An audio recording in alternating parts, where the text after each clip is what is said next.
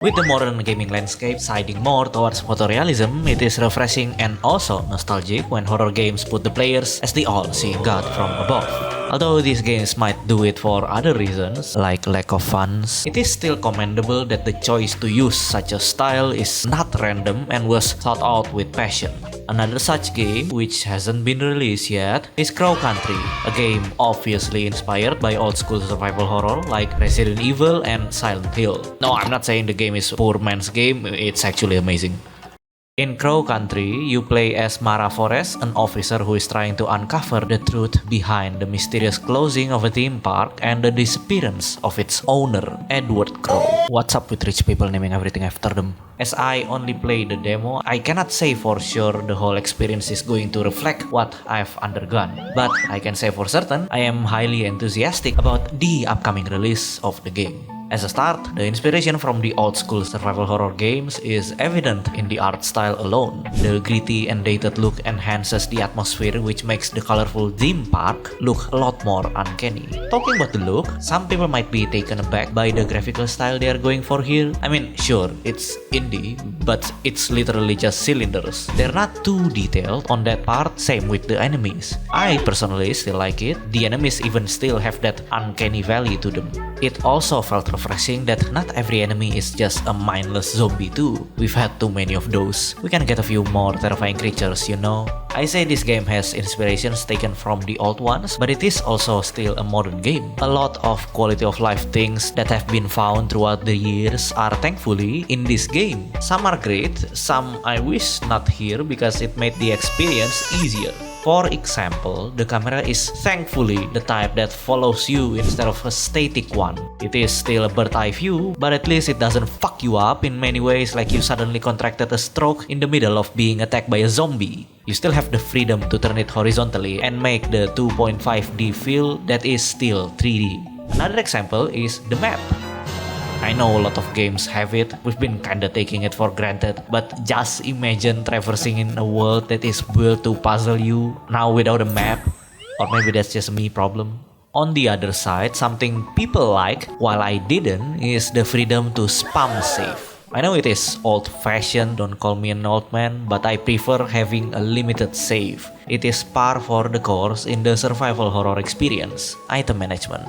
Another one is the one that people have also criticized Signalis for, which I think they're just being a little bitch. It's an inventory system, even a lot more freeing than Signalis. This game has inventory like modern Resident Evil from the looks of it, might be even closer to Silent Hill with how you just need to collect items and they appear. You don't need to sort them out. You do have carrying limits though. But even with that, the starting area is already intriguing enough to be a contender for the high-end survival horror genre.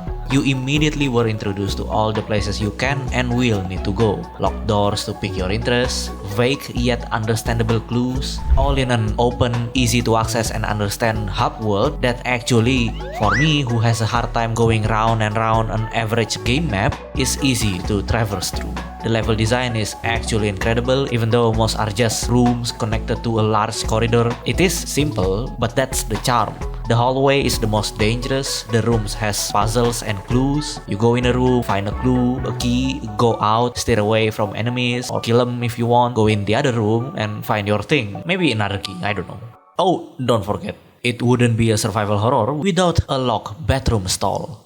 Another thing you might notice is guns. If you watch my last video, you know I have a bad relationship with one.